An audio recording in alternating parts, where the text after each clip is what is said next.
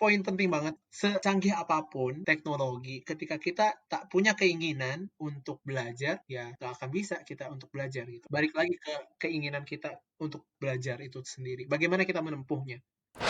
Jarak bukan lagi halangan untuk kita dalam belajar. Menurut antum nih, metode belajar online yang baik itu gimana gitu? Metode belajar offline dan online itu tentu berbeda. Nah, kalau menurut antum nih, metode belajar online yang baik tuh gimana gitu? Bismillahirrahmanirrahim. Selamat datang di podcast Kisah Kamu episode 11.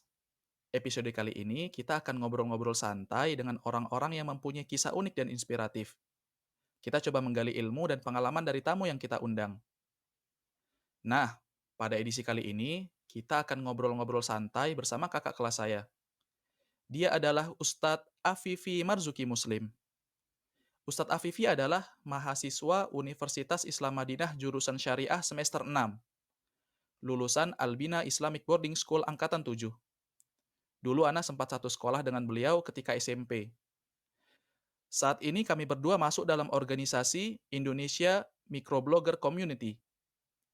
Insya Allah, edisi kali ini kita akan sharing-sharing santai seputar cara cerdas belajar online, mulai dari tips, trik, hingga sharing pengalaman Ustadz Afifi ketika belajar online. Harapannya, para pendengar bisa menemukan metode yang tepat dan bisa menemukan solusi dari kendala-kendala yang ada ketika belajar online. Mari kita simak bersama.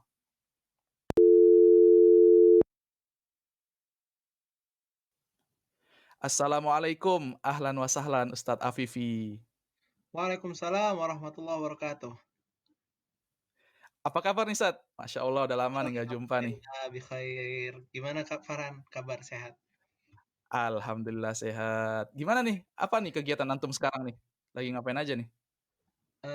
Sekarang alhamdulillah nih kita masih, harus berjauhan dengan kota yang kita rindukan semua gitu ya, kota Nabi Iya, iya. Muhammad SAW Al-Madinah Munawwarah. Jadi alhamdulillah kita hari ini masih melakukan kuliah jarak jauh dan hari ini ana masih ada di semester 6 dari Fakultas Syariah Universitas Islam Madinah. Dan qadarullah memang sampai hari ini kita masih harus bertahan untuk tetap istiqomah belajar walaupun dalam keadaan online.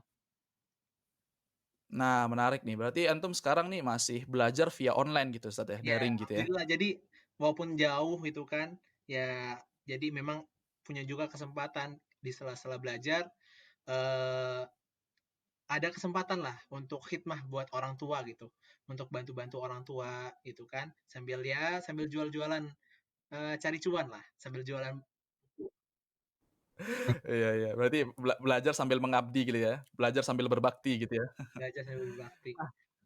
Menarik nih, Ustadz. Nah, kita kan insya Allah hari ini kita bakal ngobrol-ngobrol santai nih tentang belajar online gitu kan ya? Belajar Iya. online. Nah, ini pertanyaan pertama nih gimana, Sat, perasaan antum nih, Sat, selama belajar online gitu? Mungkin antum bisa sedikit cerita nih tentang, ya apa sih yang antum rasain gitu pas belajar online gitu?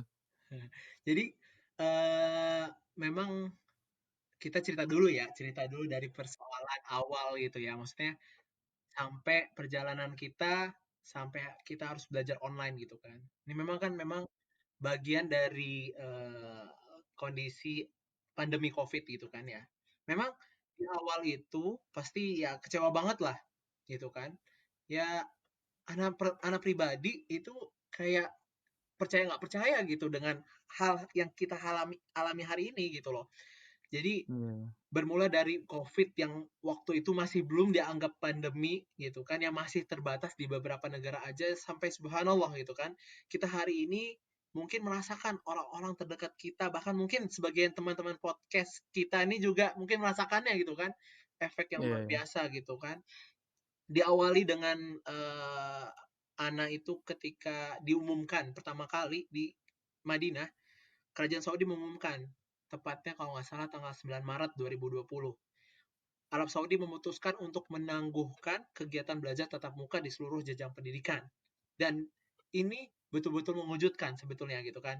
Yang ceritanya dulu apa namanya berita COVID itu hanya cerita di Cina, ternyata subhanallah sudah masuk ke Saudi gitu sehingga apa namanya kerajaan Saudi pun harus memutuskan untuk menangguhkan kegiatan belajar tatap muka gitu kan. Dan semenjak itu, Ana pribadi itu merasa kayak kita tuh kayak kehilangan arah belajar gitu loh. Kenapa? Karena ini semua secepat itu prosesnya gitu. Dan kondisi pun belum mendukung. Pengetahuan kita yang serba terbatas dan jujur semester itu semester yang mana kegiatan kuliah itu menurut anak paling berantakan ya. Berantakan karena banyak faktor gitu. Eh, Fasilitas yang belum siap gitu kan. Kemudian memang beberapa dosen pun tidak menguasai fasilitas yang ada untuk mengadakan kuliah secara online gitu kan. Dan ya ini kita ngomongin kuliah ya, tentu kan kegiatan-kegiatan lainnya pun ya harus bisa kita maksimalkan semaksimal mungkin kan ya. Sampai Hmm. akhirnya perlahan kementerian itu dan pihak kampus mulai mengarahkan pembelajaran itu secara daring online gitu kan. Ya memang sih sebenarnya Ana tuh ngerasa waktu itu ya Farhan, Ana tuh Hmm. ngerasa waktu itu tuh kayak kesempatan buat menimba ilmu dari dosen-dosen yang Masya Allah tuh kayak ketutup banget gitu loh. Maksudnya ketika kita harus ketemu online, sedangkan kita biasanya tatap muka, kemudian kita bertemu langsung dengan dosen itu tuh luar biasa, sesuatu yang luar biasa gitu ya. Yang Masya Allah keilmuan mereka kan luar biasa gitu kan. Semoga Allah memberkahi umur mereka. Nah, Hmm. persoalan itu banyak banget sebetulnya. Dari tuntutan-tuntutan yang semester itu tuh akhirnya banyak yang nggak tercapai. Dan akhirnya perlahan problem-problem yang ada itu teratasi gitu. Yang dari ada di kalau di Saudi itu kita punya kelas virtual dengan menggunakan layanan Blackboard. Kalau kampus kita begitu ya di kampus-kampus yang ada di Saudi gitu kan. Nah, Hmm. di semester itu ya di sekitar bulan April itu kita masih belum bisa memaksimalkan layanan Blackboard itu. Akhirnya sebagian dosen dia memaksimalkan layanan-layanan lainnya seperti Zoom, Google Meeting, Hmm. Telegram, kemudian ada Webex, apa macam-macam lah. Sampai bahkan yang dosen itu sampai membuat grup Telegram atau grup WhatsApp khusus gitu untuk mengadakan pengajaran secara online itu. Jadi kita cuma dikirimin rekaman, ya kita cuma dikirimin bagian dari misalnya tugas atau apa. Jadi bagaimanapun itu semester yang harus dimaksimalkan lah waktu itu. Jadi sangat-sangat tidak maksimal Anda rasa dengan fasilitas yang ada gitu. Tapi di sisi lain, nih Masya Allah gitu ya, hikmah lain ya. Hikmah lain itu bisa dibilang semester itu semester pengampunan ya. Semester pengampunan. Karena, karena jadi semester genap tahun ajaran 1441 Hijriah itu ya, sekitar dari bulan Januari sampai bulan Mei ya, itu bisa dibilang tuh kita dapat IP cuma-cuma dari kerajaan Saudi gitu. Dengan kebijaksanaan yang Masya Allah memudahkan banget gitu loh. Karena bener-bener kalau nilai kita, kan IP itu kan saling berkaitan ya. Kalau nilai dari suatu mata kuliah misalnya lebih rendah daripada nilai semester sebelumnya, itu tuh nggak akan dianggap gitu loh. Nggak akan dianggap. Jadi yang dianggap yang sama atau yang lebih tinggi gitu. Justru di sini kesempatan, Masya Allah gitu. Hmm. Hmm. Hadiah betul dari Raja Salman untuk mahasiswa yang ada di Saudi untuk kita bisa mendongkrak IP-IP kita sebelumnya gitu. Nah, tapi memang Masya Allah ya, keadaan juga tetap nggak bisa kita pungkiri bahwa perasaan haus akan ilmu itu ya jauh banget dari harapan kita gitu. Banyak banyak banyak banget hal-hal yang nggak tercapai. Lakin alhamdulillah ala kulli hal. Itu yang harus kita dapat solusi sebetulnya. Jadi bagaimanapun caranya kita harus bisa lengkapi. Ini ya ya kesan Ana selama belajar online ya. Semenjak bulan Maret lalu ya sampai kita sekarang nih sudah mau akhir Januari. Banyak banget yang Ana rasain itu. Dan sisi lain juga nih, ada juga tentang apa namanya, Ah. eee, pastinya pastinya tingkat bosan dan kejenuhan itu Ana rasa cukup tinggi banget ya. Jujur ketika jauh dari teman-teman, seperjuangan, itu memang cukup berat ya ketika jauh dari teman-teman yang suka mengasih motivasi kita, yang suka ngajak kita belajar. Walaupun sekarang banyak banget fasilitas yang ada gitu kan, seperti WhatsApp sekarang udah ada video call grup yang lebih banyak gitu kan, tapi itu nggak bisa digantikan dengan momen-momen indah ketika kita bertemu langsung dengan mereka. Ini yang paling Anda rasakan.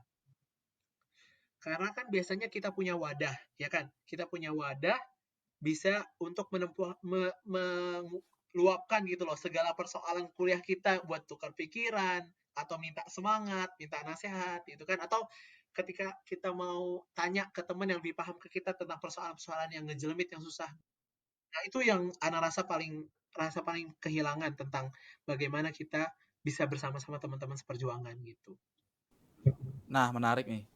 Nah, tadi antum udah cerita nih tentang ya gimana nih perasaan antum nih selama belajar online. Antum juga udah cerita nih apa bedanya belajar online sama offline, gimana perbedaan ketika ketemu tatap langsung sama syekh dengan online itu semuanya serba berbeda kan ya. Nah, ini pertanyaannya kalau antum melihat nih yang sekarang nih, kalau antum melihat nih dari pandangan antum, sisi positif belajar online itu apa gitu? Kita sekarang beranjak ke sisi positifnya lah gitu biar kita lebih optimis gitu.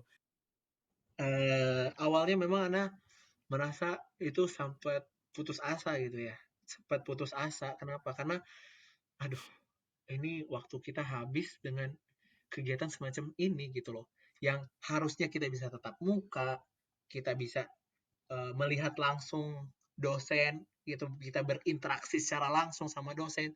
Tapi, gini, kita coba ambil ibrohnya gitu, karena kan pastinya kita sebagai seorang muslim harus bisa mengambil ibroh yang baik dari setiap peristiwa. Nah, yang ana ambil di antaranya ya, yang pertama itu tentang jarak.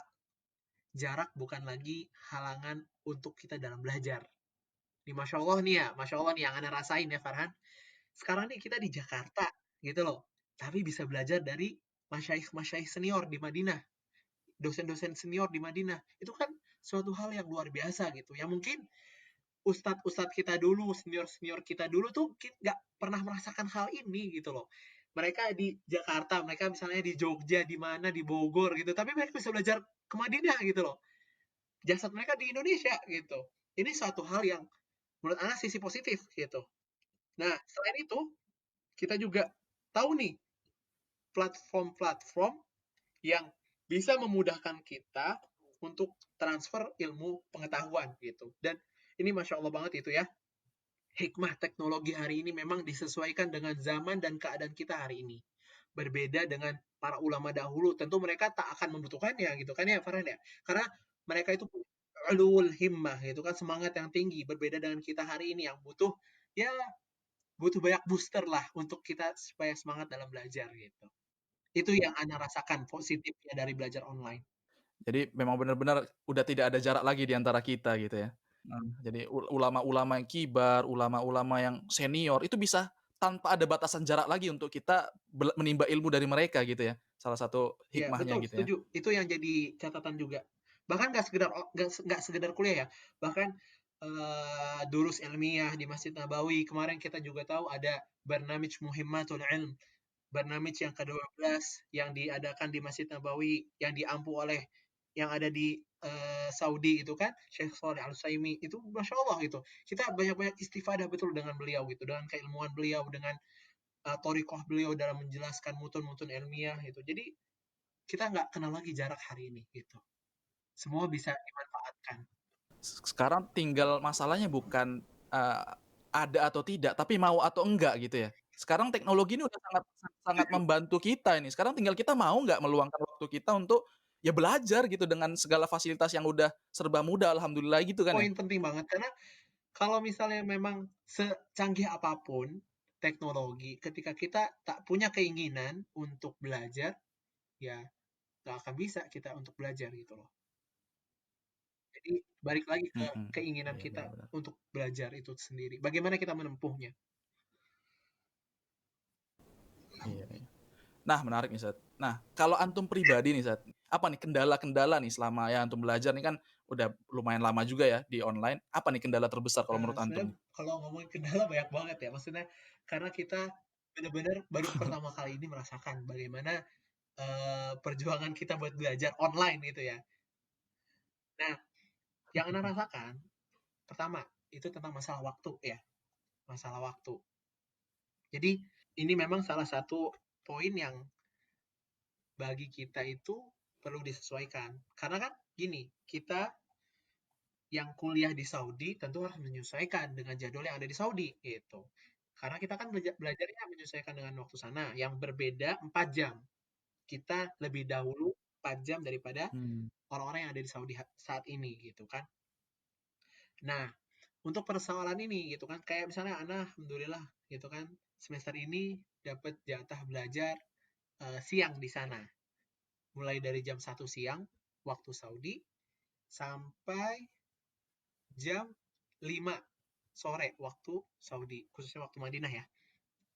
Nah, berarti kan di sini otomatis di sini Ana mulai dari jam 5 gitu kan, jam 5 waktu Indonesia Barat sampai nanti mulai sampai selesai nanti sampai jam 9. Bahkan ada yang sampai jam 10 gitu loh. Ketika mata kuliah itu agak padat itu, terutama di hari Senin, kemudian Rabu dan Kamis kalau nggak salah. Dan itu Masya Allah gitu. Jadi di sini memang kita itu diuji bagaimana manajemen waktu kita gitu loh. Nah, sebetulnya Farhan, pasti teman-teman pendengar semua ini punya masalah pribadi gitu loh, yang tentu masing-masing punya masalah spesial gitu loh, dan kendalanya pun spesial, solusinya pun spesial gitu. Jadi sebetulnya kalau menurut anak pribadi, kita tuh harus tahu diri dulu nih, Farhan gitu. Jadi kita harus bisa mengukur diri, identifikasi tuh apa aja kendala yang dialami sama belajar online. Kalau kita udah kenal problemnya apa, kemudian kita identifikasi apa aja nih kendala kita dalam belajar. Insya Allah kita bisa cari solusi terbaiknya kok. Berarti kalau dari antum pribadi nih kendala terbesar antum di masalah waktu gitu ya, harus menyesuaikan Saudi gitu ya? Dan juga kita harus menyesuaikan dengan waktu makan, ya nggak? Waktu sholat, gitu kan? Mhm. Heeh. Nah, kalau mungkin teman-teman yang lain nih, para pendengar podcast ini, pasti ada aja masalah yang, ya berbeda-beda gitu, setiap orang pasti ada aja masalahnya gitu kan ya. Nah, itu tadi kayak yang dibilang tadi, yang pertama harus kita lakukan tuh ya kita identifikasi dulu nih, masalahnya nih apa nih, kita pahami dulu nih Hmm. masalahnya apa gitu kan ya. Baru setelah itu kita cari solusi dari masalah itu gitu kan Set ya. Nah, kalau antum pribadi nih, gimana antum nyelesain ya kendala-kendala tadi lah yang antum sebutin gitu? Antum gimana kalau antum nyelesain masalah itu gitu? Nah, sebenarnya kalau masalah yang anak rasakan, tentu kan tentang manajemen waktu ya, tentang Mhm menyesuaikan mhm. waktu dengan yang ada di Saudi itu kan. Nah, sebenarnya kalau kita ngomongin ini, ngomongin kalau kata anak Instagram, niche yang lain itu, tentang produktivitas, ya nggak? Tentang manajemen waktu gitu kan. Nah, Masya Allah sebenarnya kalau kita mau explore, banyak banget gitu. Orang-orang yang ngebahas tentang bagaimana manajemen waktu yang terbaik gitu. Nah, kalau anak pribadi, sebenarnya sederhana aja. Nggak usah muluk-muluk sebenarnya. Ya buat skala prioritas gitu. Nah, dari skala prioritas itu, kita tahu nih, kita list mana yang harus dilakukan, mana yang bisa ditunda. Nah, ketika kita tahu hal-hal yang prioritas, kita bisa mengatur waktu kita sedemikian rupa gitu loh. Kita juga perlu tahu kapan deadline, kapan ujian, itu tuh semua Ana buat secara tertulis itu. Nah, di sini Ana alhamdulillah memanfaatkan fasilitas-fasilitas yang ada. Seperti misalnya dulu Ana pernah coba itu reminder, reminder via iPhone ya. Itu pernah Ana coba. Kemudian Trello juga pernah Ana coba. Dan berbagai macam produk aplikasi lah Ana coba. Dan terakhir sekarang Ana coba Notion. Masya Allah. Jadi sebetulnya tinggal bagaimana kita memanfaatkan fasilitas yang ada gitu untuk menyelesaikan problem-problem yang ada di kita gitu. Dan alhamdulillah Ana sekarang terbantu banget dengan Notion ini. Kita bisa atur silabus, kita bisa atur jadwal, kita bisa atur kegiatan-kegiatan di luar kuliah, kemudian kita bisa atur to-do list gitu yang harus kita kerjakan, dan lengkap banget dah pokoknya. Ini aplikasi yang Ana saranin buat teman-teman untuk mengatur produktivitas kalian, Notion. Menarik Set ya. Jadi kalau cerita tentang aplikasi Ana juga pengen cerita sedikit Sat ya. Jadi ya benar Ana itu juga pernah kayak gitu tuh kan bingung nih yang ngatur ya jadwal banyak banget. Terus ya dengan berbagai aktivitas yang ada mulai dari ngonten, belajar, murojaah, ngafal Quran segala macam ini gimana nih ngaturnya gitu kan ya. Ana juga dulu sampai Ana tuh beli aplikasi berbayar namanya Anydo gitu. Ana langganan 1 tahun. Akhirnya anak ya coba cari tahu nih, browsing browsing browsing, akhirnya anak ketemu dengan namanya Trello gitu, yang kayak antum pakai juga Trello tuh. Pakai Trello, oh ternyata Masya Allah Trello ajib nih, bagus. Ya buat konten Instagram tuh termasuk nih anak bikin konten-konten, mungkin kalau teman-teman ngeliat feed anak, ya itu anak bikin ide kontennya tuh di Trello. Sampai akhirnya bener, akhir-akhir ini ke belakang ini ya mungkin tepatnya 6 bulan yang lalu apa ya, anak beralih ke Notion gitu. Notion ini Masya Allah memang luar biasa banget. Jadi include semua nih dari aplikasi yang anak bilang itu memang Notion ini Iya, mencakup lengkap semuanya nggak gitu. pokoknya? Jadi bahkan sebelum sebelum Iya, lengkap banget. Bahkan sebelum Ana rekaman podcast ini, Ana nulis list pertanyaannya di Notion. Bahkan di depan sekarang ini, di depan mic rekaman ini, Ana buka aplikasi Notion ini sekarang ini. Jadi teman-teman yang mungkin dengar ini bisa langsung lah ke Play Store atau App Store, itu download aja Notion gitu. Ya tutorialnya banyak kok, tinggal dicari gitu ya. Nah, menarik nih, Sat. Kita nih sekarang pertanyaan mungkin ini nih yang paling penting nih dari sekian banyak pertanyaan nih. Nah, menurut antum nih, metode belajar online yang baik itu gimana gitu?